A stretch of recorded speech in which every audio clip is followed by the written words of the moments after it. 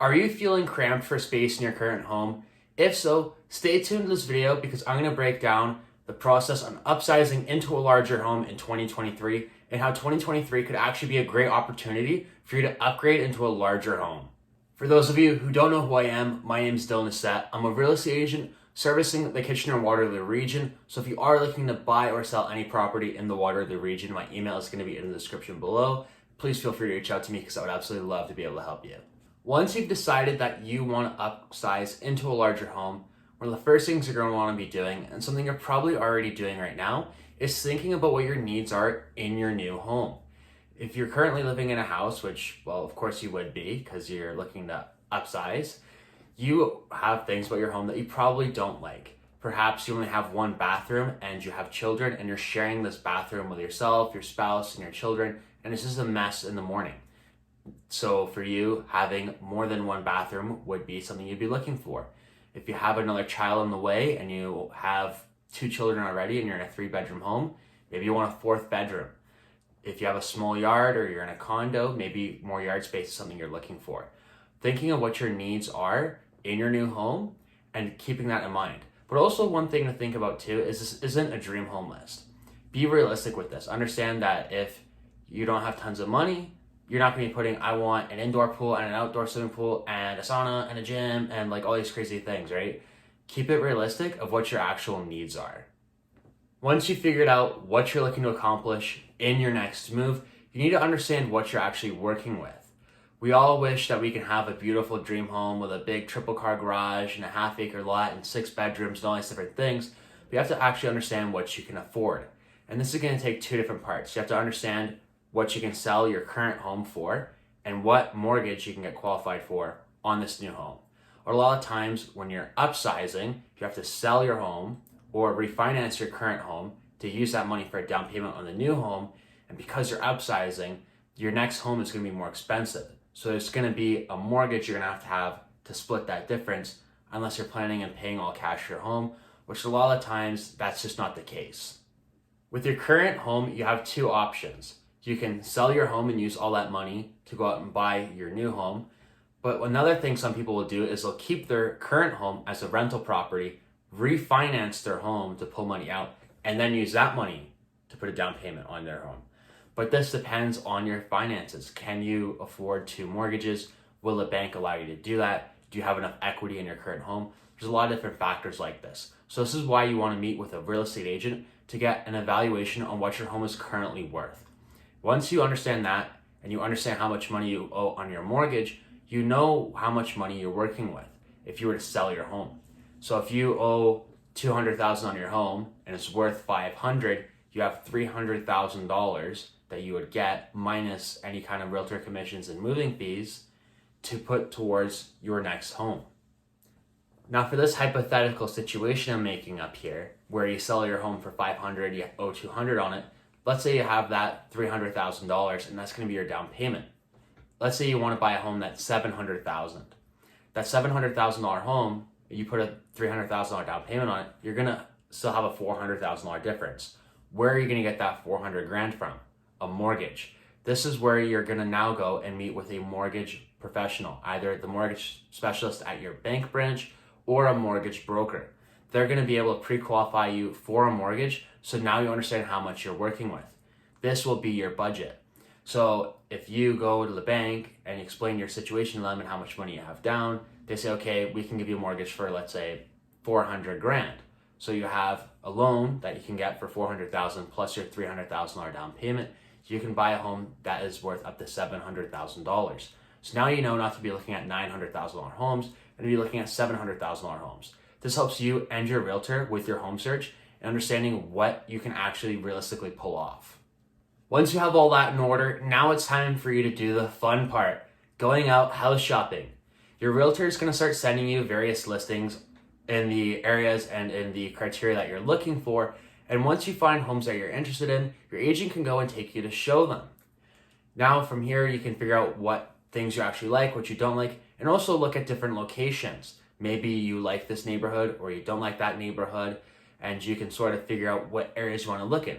And this is also where it's really important to work with a local real estate agent because they're going to understand the different neighborhoods, different locations, and help you choose a location that'll be great for you and your family, so that you don't go and buy a home that maybe is far away from the amenities that are important to you, or is far away from your work, or maybe doesn't have good schools, or all these different things where you'll have regret down the line. If you work with an agent that's local and understands the city that you're buying in, they will be able to best serve you and help you find a home in a great location and help you figure out what you're actually looking for.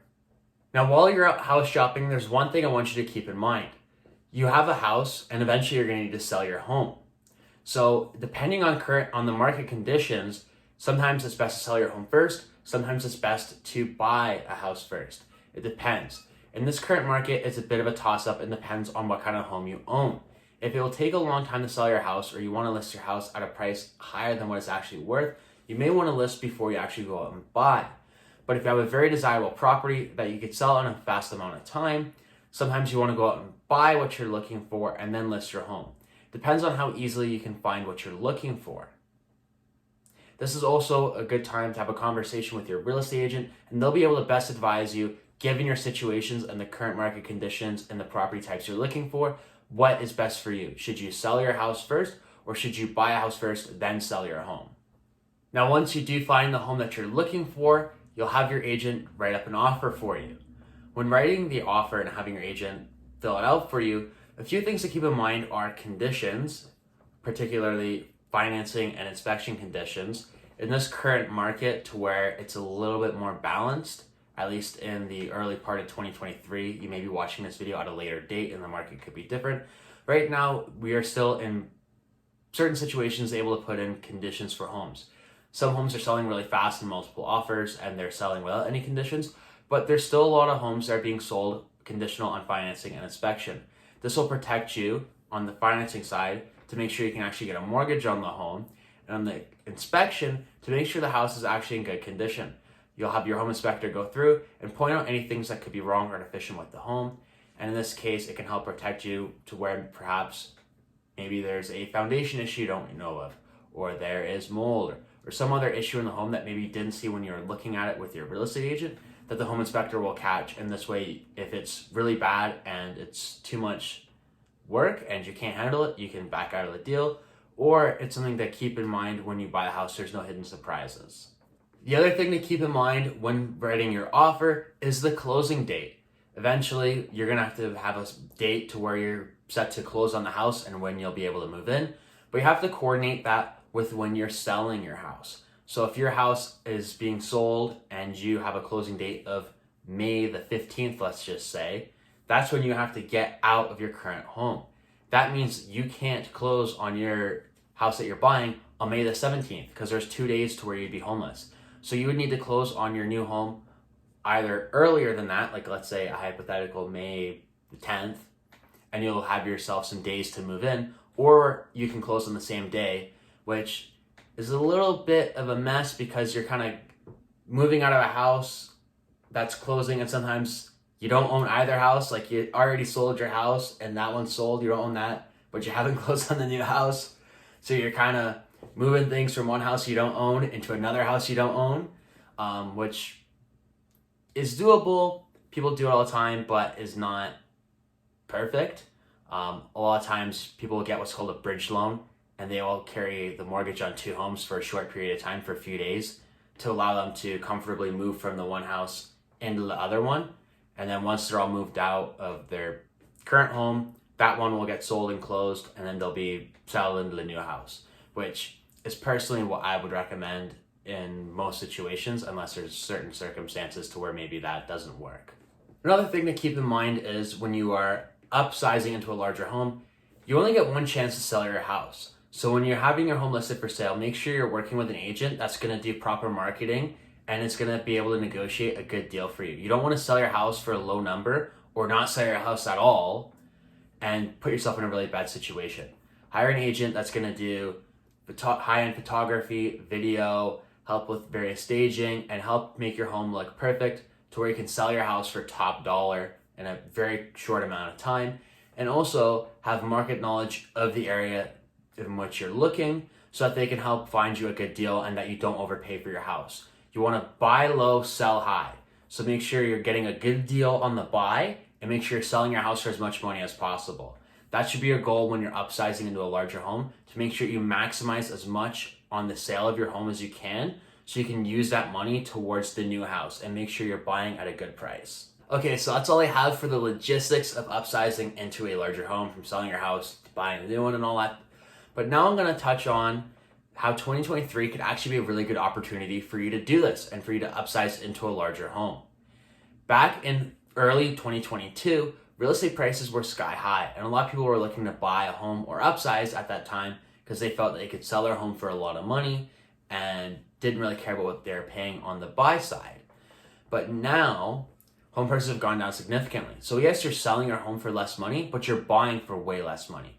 And especially when you're looking to upsize into a more expensive property, because prices have gone down a percentage, right? So let's say home prices have gone down 25%, and the home you're looking to buy at the peak of the market was, 1.2 million for the average detached home. Now that average detached home has dropped down to 850,000. Whereas let's say you had just the average property type that was $1 million, now it's down to 750. So the detached home has dropped 350, your house has dropped 250. There's $100K difference there, to where the detached homes have dropped significantly more. So you're paying $100,000 less in terms of the split, the difference, as well as you're paying way less for the house in general. So yeah, you're losing money on the sale per se, but you're gaining it all back when you buy because you're getting a good deal.